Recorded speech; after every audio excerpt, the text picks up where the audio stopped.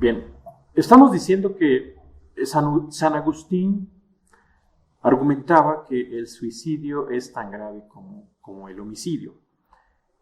Y en el ministerio hay personas que se han suicidado en países como Japón, en estudios, hay muchos adolescentes que se suicidan. Hace unos años a nosotros nos visitó una hermana japonesa y nos habló del alto índice de suicidio en el Japón. Entonces, la Biblia presenta el caso de Judas, quien se suicidó. Aquí no condenó el suicidio diciendo que era una frustración del deber de uno hacia sí mismo, hacia la comunidad y hacia Dios. El suicidio siempre trae la pregunta candente de un creyente cuando se suicida. ¿Pierde su salvación? Este tema no es fácil de tratar. Ahora, nadie debe de atentar contra su propia vida porque solo Dios lo puede hacer, porque Él es quien preserva la vida, Él es quien dio la vida. Bajo esa presuposición, entonces, el suicidio es un pecado. Pero el punto es, ¿pierde su salvación la persona? Bueno, habría que considerar varios elementos. Y aquí tendría uno que ser muy ordenado en su teología sistemática antes de poder opinar. Para empezar, el juicio es de Dios. El juicio es de Dios. Y el suicidio es tan pecado como la mentira, ¿verdad? Solo por su dimensión y quizás por su dimensión, el acoso o el morbo que hay en el suicidio, por eso le damos esa dimensión. Y nosotros llevamos la mentira a un reduccionismo que pudiera ser incluso no ético, ¿no? Entonces debemos entender que tanto la mentira como los pecados que se mencionan relacionados al homicidio, al asesinato, son tanto pecado. Entonces, comencemos diciendo que para responder a estas preguntas que se elevan respecto de estos temas, ¿no? El juicio le corresponde a Dios. Nosotros no podemos emitir juicios porque finalmente quien conoce, podemos emitir juicios éticos, claro que sí, pero los juicios definitivos y respecto a su salvación, los aspectos salvíficos y redentivos, yo creo que solamente Dios puede dar, solo el juicio de Dios es garante, ¿no? Entonces, pero solo Dios conoce la condición de cada ser humano. Entonces esto es harto difícil. El argumento es claro. Si una persona acepta el Evangelio de Cristo, verdaderamente es salvo. Entonces el Evangelio es buenas nuevas, es reconciliación con el hombre, pero ahora el punto está que aún cuando somos salvos, vivimos en la dimensión de una raza caída. ¿Por qué? Porque no significa que cuando nosotros hacemos a Jesús el Señor de nuestra vida, somos impecables. No, seguimos pecando. El problema es cuando es un suicidio. Entonces, hemos de aplicar principios distintos. Que el adulterio, que la mentira, que el aborto. Creo que no. Creo que no. Hemos cometido ese error. Entonces, pero esto es algo que se debe de analizar. Y entonces el estudiante tiene la tarea también de ubicarse en su justa dimensión y ver también para efectos de un juicio legal penal, tenemos que ir a la Constitución y también, sobre todo nosotros los cristianos, tenemos que apoyarnos. Y yo creo que es muy claro, ¿no? Somos hechos a imagen y semejanza de Dios. Dios preserva la vida y quitarse la vida es un pecado como muchos otros los hay. El punto como cristianos es que tenemos el privilegio y la responsabilidad de ser buenos mayordomos de todo lo que Dios nos ha dado, incluyendo nuestra propia vida. Entonces es importante el papel de los padres también. Creo que el papel de los padres es determinante en que un chico o una chica se suicide o que simplemente empiece a abrazar las adicciones presentes en la sociedad. El papel del padre también es muy, muy importante. ¿Qué hay en relación a la donación de órganos? Hoy la ciencia ha perfeccionado métodos para hacer trasplante de córneas, pulmones, riñones, corazón, hígado, tejido, etcétera, de una persona que ha muerto. El cristiano tiene el deber de considerar la posibilidad de firmar un documento e informar a sus familiares acerca de sus huesos en el caso de muerte accidental. En esto de la transfusión de sangre, nosotros sabemos algo respecto a los testigos de Jehová, que ellos no lo permiten, basados en un texto también de Levíticos, de que la vida del hombre está en su sangre, y por eso no permiten la transfusión de sangre a otra persona. Y en eso, pues, chocan. Aquí hay principios que chocan. De manera entonces, amados estudiantes, amados hermanos, que cuando nosotros hacemos una buena sistematización de la teología y de los principios éticos, podemos cachar a las personas en sus vicios y en sus incoherencias racionales. Porque si Dios nos manda preservar vida, que este es un principio que emerge de la imagen de Dios. Si Dios nos manda preservar vida, luego entonces, ante un hecho de transfusión de sangre, no estamos permitiendo o no lo aceptamos solo porque hay otro texto que supuestamente lo prohíbe. Creo que aquí hay una mala interpretación y entonces tiene que prevalecer la imagen de Dios en todas nuestras decisiones.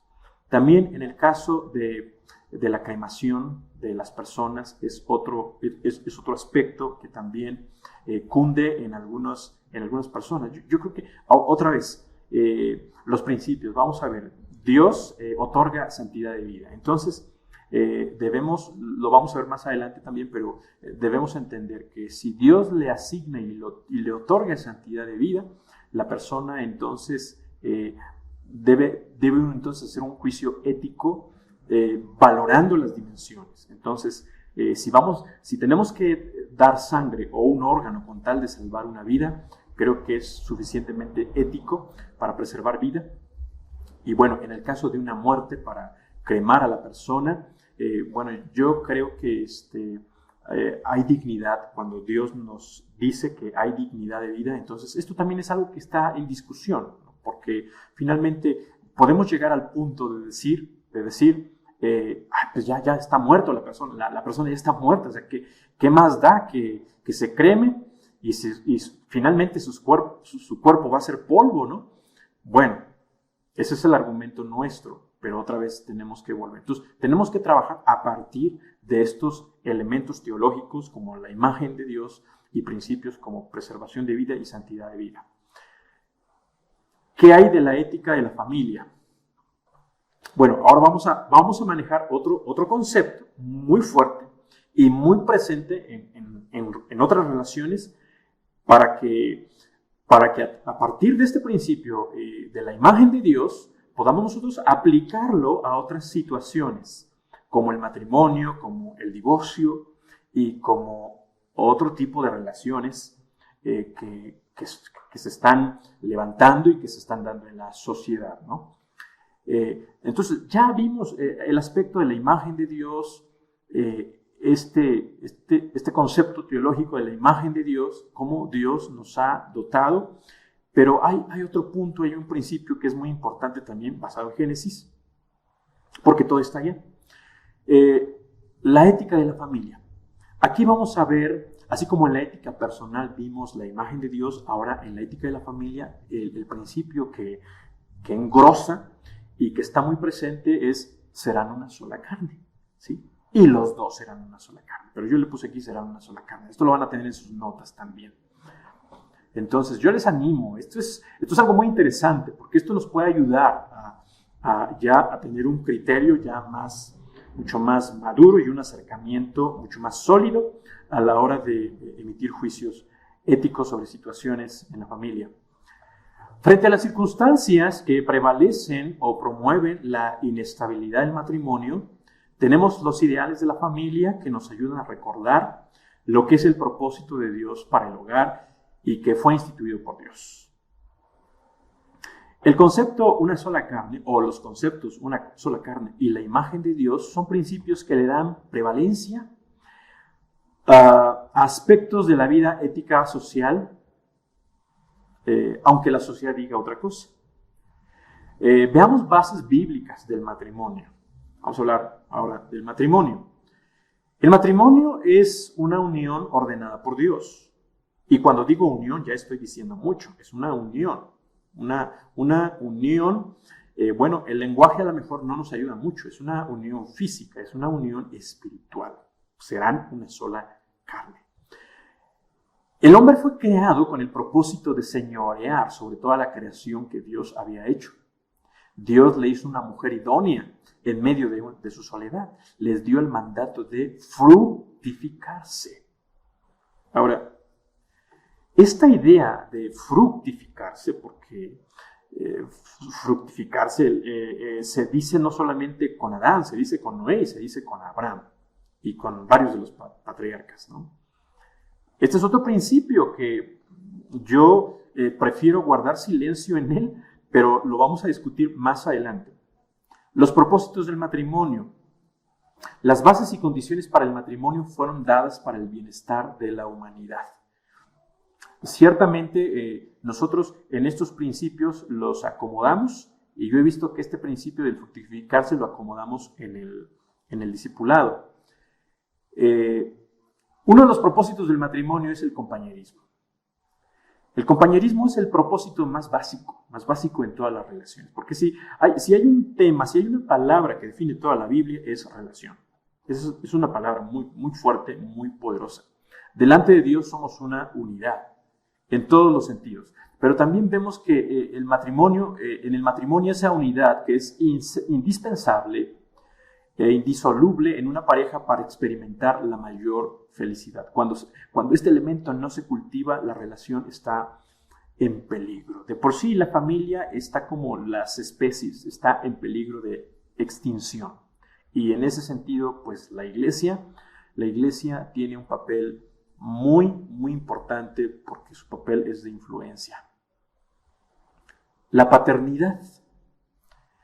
Tener hijos es un anhelo de hombres y mujeres. Asumir responsabilidad en la crianza trae satisfacción, y porque Dios es paternal en su creación. Esto lo vemos Dios es muy paternal en su creación. De hecho, vemos ese elemento también en Jesús. El impulso sexual, la intimidad. La expresión legítima del impulso sexual es uno de los placeres más santos que Dios dio al hombre, pero que el pecado distorsionó. Entonces, estamos hablando del impulso sexual en el orden del matrimonio. En el orden del matrimonio. Cuando no es en el orden del matrimonio es porque el pecado ha distorsionado.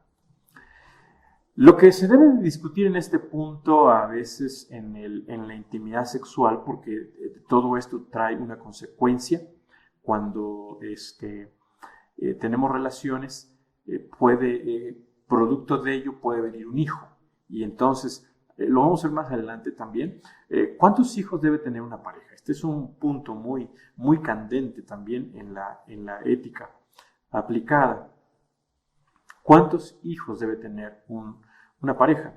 ¿Los que Dios mande, los que podamos sostener, o los que determinemos como pareja? El Salmo 127 dice que herencia de Jehová son los hijos, y bienaventurado el padre que llenó su aljaba de ellas. Pero hay quien dice que la aljaba solamente cabían 5 flechas. Entonces, si vamos a ser muy literales, entonces solamente debemos de tener 5. Aquellos que tuvieron más de 5 están totalmente equivocados y viven en pecado. Entonces, aquí cabe un análisis de los principios de responsabilidad, el testimonio, la fe, la libertad, la conciencia, el contexto, la situación de la pareja. Yo conocí 2 matrimonios. Voy a hablar de 2 matrimonios que yo pastoreé en algún momento. Él y ella eran trabajadores muy pudientes y solo tenían 2 hijos. El otro matrimonio era un matrimonio con mucha marginación.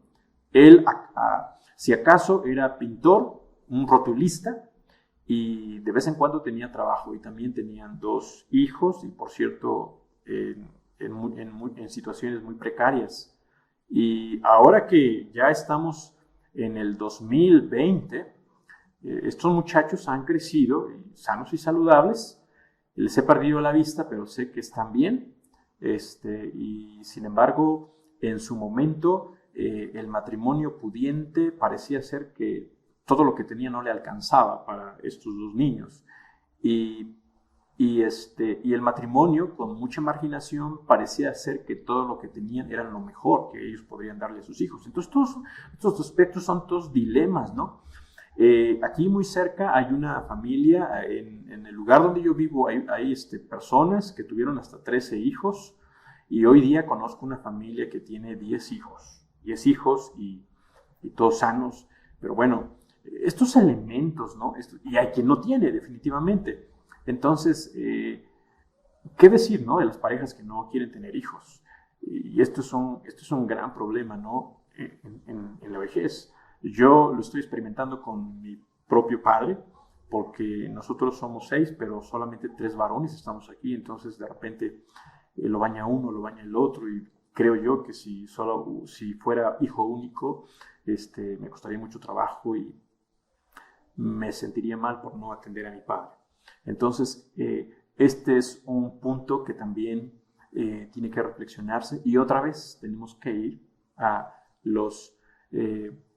la imagen de Dios y a aspectos de principios, situaciones, la gloria de Dios. Lo estoy haciendo para la gloria de Dios. ¿Cuál es el fin de tener muchos hijos? ¿Que estos conozcan a Dios? O porque también hay muchos padres que pueden decir: voy a tener muchos hijos para que ellos me den dinero. Entonces esto ya es más egoísta, y ahí Dios puede llamarnos la atención. Bien, otro elemento es la crianza de los hijos. El principio de la disciplina. Bueno, este principio sí es todo un caos. ¿Por qué digo es todo un caos?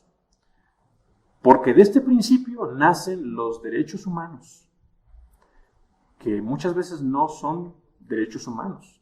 Aquí en México hay un caso, el caso Wallax.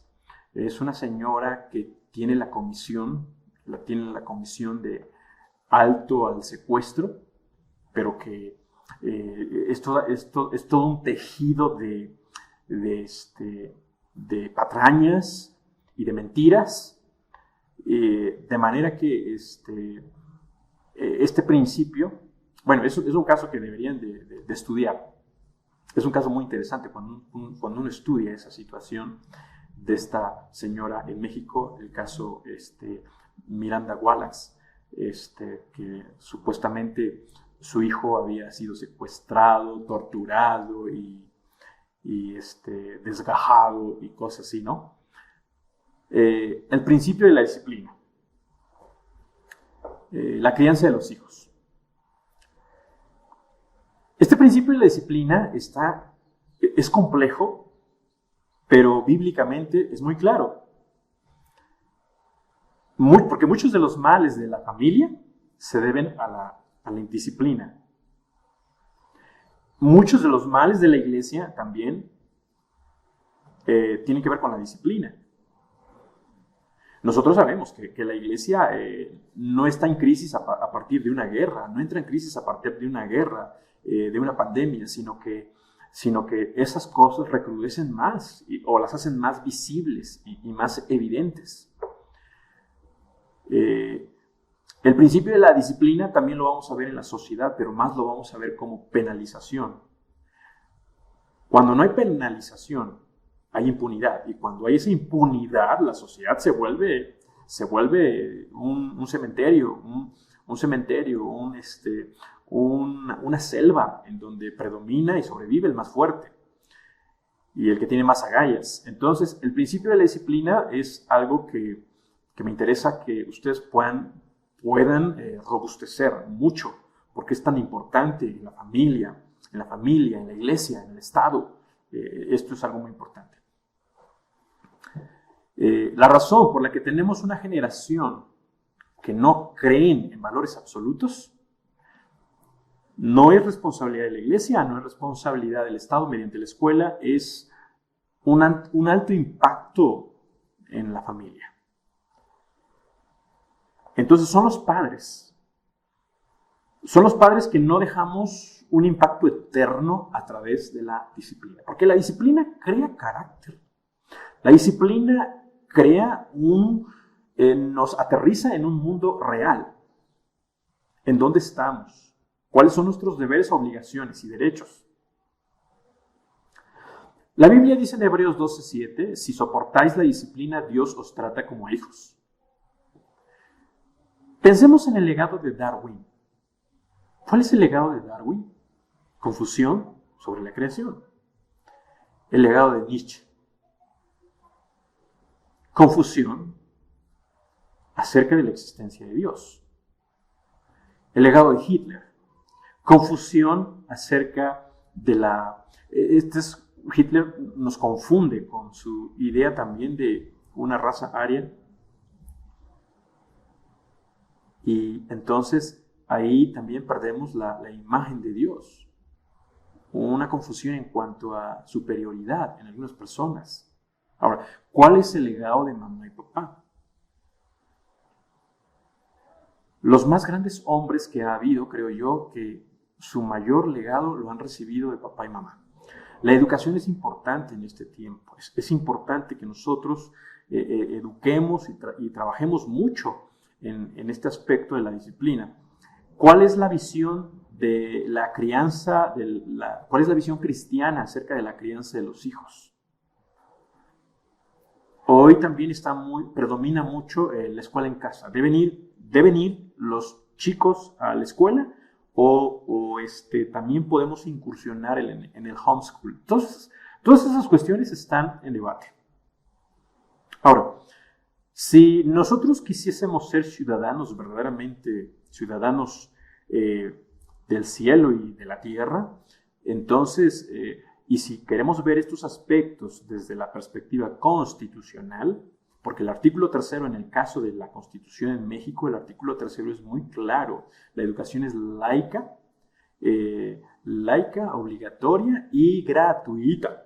Entonces, quien no está llevando a su hijo, o bueno, puede ser que esto, ¿qué interpretación nosotros le damos? Creo yo que el artículo 3 es en función de que la escuela, porque se hace ese énfasis, la escuela es la que tiene esta responsabilidad de educar, pero basado en el hecho de que vemos tantas cosas que se han corrompido, entonces muchas veces decidimos sacar a nuestros hijos de la escuela y nosotros mismos les proveemos de esa educación. Dennis Rainey es un consejero de familia y él considera que uno puede educar en casa. Bueno, ese es el contexto de Estados Unidos. Recordemos que el contexto de Estados Unidos es muy distinto al contexto de Latinoamérica. Además, lo que gana un padre en Estados Unidos es suficiente como para que tenga tutores, sus hijos tengan tutores o contraten un tutor.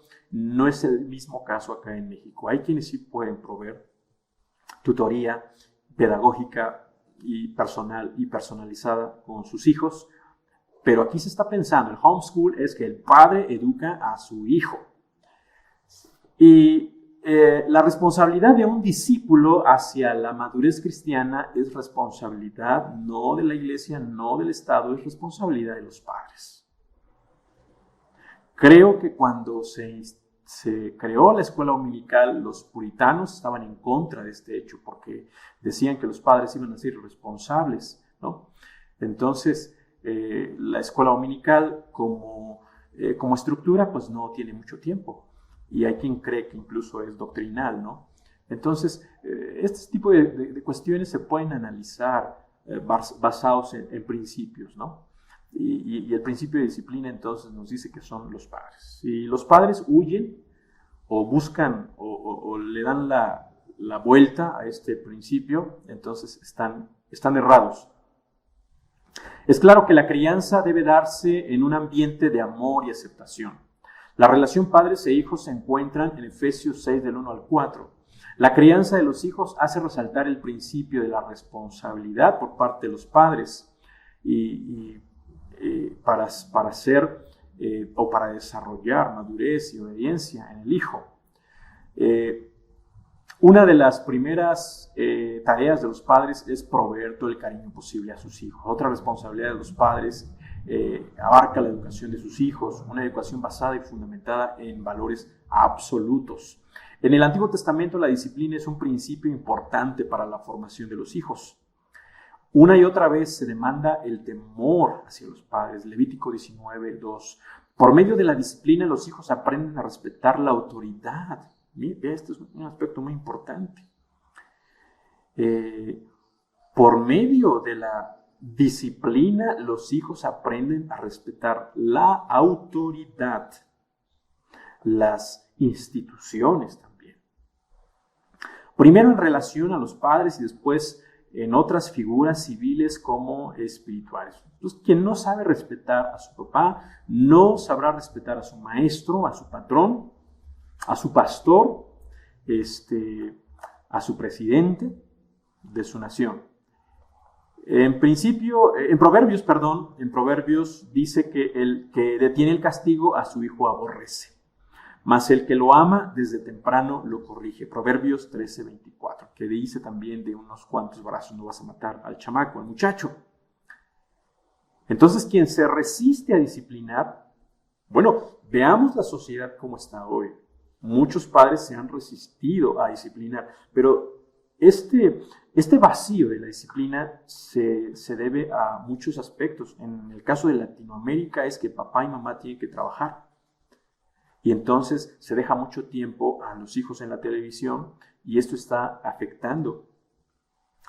Y más ahora en este tiempo en donde están surgiendo movimientos como el feminismo, la ideología de género y está muy en boga los derechos humanos, pues entonces ya ni tocarlos, ¿no?